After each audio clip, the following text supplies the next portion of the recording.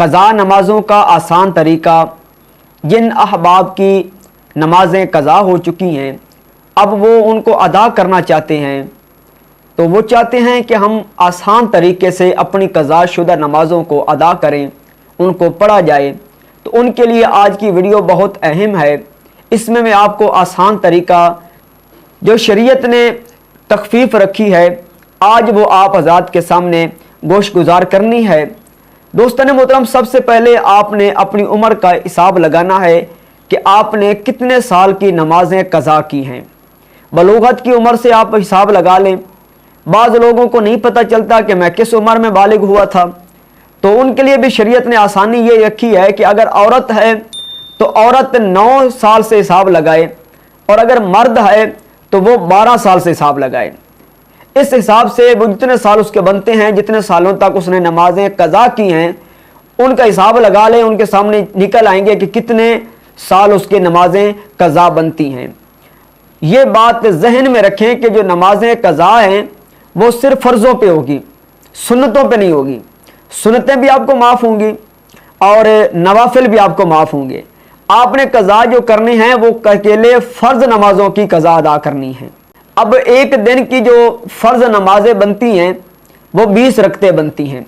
एक दिन में आपने 20 रकतें क़ज़ा को अदा करना है। फजर के 2 फ़र्ज़, ज़ोहर के 4 फ़र्ज़, असर के 4 फ़र्ज़, मगरिब के 3 फ़र्ज़, इशा के 4 फ़र्ज़ और 3 वितर। ये टोटल जो रकतें बनती हैं ये 20 रकतें बनती हैं। आपने इन 20 रकतों की फ़र्ज़ नमाज़ों की आपने क़ज़ा को अदा करना है। अब इसका तरीक़ाकार क्या होगा, इसकी नीयत क्या होगी? इसकी नीयत ये होगी कि आपने सबसे पहले फ़र्ज़ फजर के अदा करने हैं। तो उसके लिए आपने नीयत ये करनी है कि मैं नीयत करता हूँ 2 रकत नमाज फ़र्ज़ फजर सबसे पहले क़ज़ा होने वाली, मुँह मेरा काबा शरीफ की तरफ और बंदगी अल्लाह ताला की, वास्ते अल्लाह ताला की भी कह सकते हैं, अल्लाहु अकबर। आपने इस तरह नियत करनी है। ये फ़र्ज़ों की नियत हो गए फजर की। अब आपने ज़ोहर की नियत करनी है, तो इस तरह करेंगे कि 4 रकत नमाज फ़र्ज़ ज़ोहर सबसे पहले क़ज़ा होने वाली नमाज की, और उसके बाद आपने ये कहना है कि मुँह तरफ काबा शरीफ के, वास्ते अल्लाह ताला के, अल्लाहु अकबर।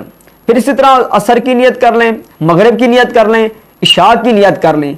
इस तरीके से आपने एक दिन में 20 रकतें अपनी नमाज क़ज़ा जो है हो चुकी हैं उनको अदा करना है। अब इसका वक्त क्या होगा?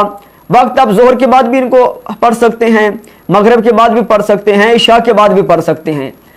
अब बाद लोग ऐसे हैं जिनकी नमाजें सालों की क़ज़ा हैं, तो उनके लिए बहुत मुश्किल है कि वो पूरी नमाज पढ़ें। अब शरीयत ने ऐसे लोगों के लिए आसानी ये रखी है, उनके लिए नमाज में तख़फ़ीफ़ भी है।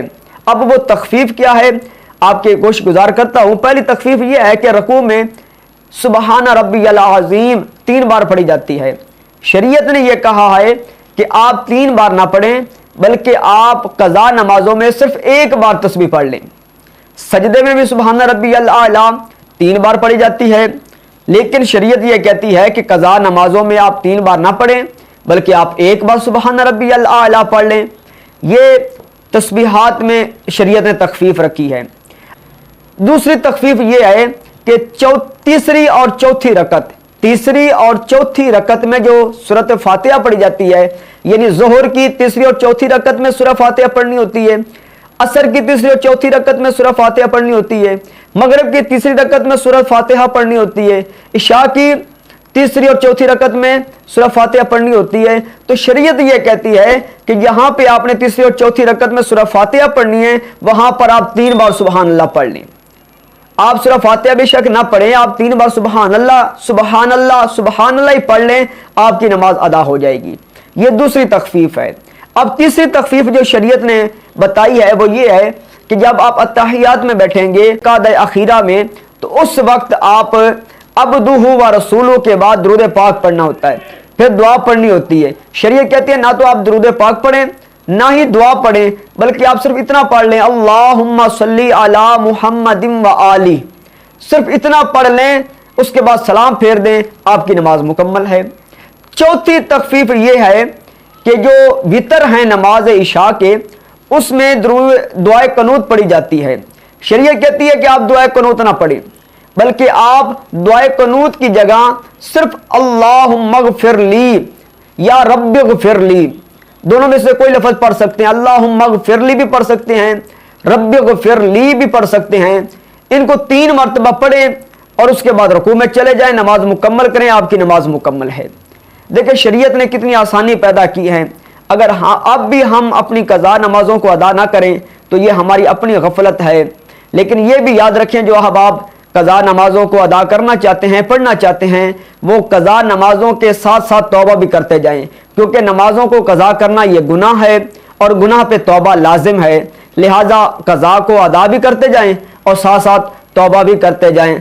अल्लाह रब्बुल इज़्ज़त हम सबको इस नमाज कज़ा को अदा करने में इस्तिकामत अता फरमाए।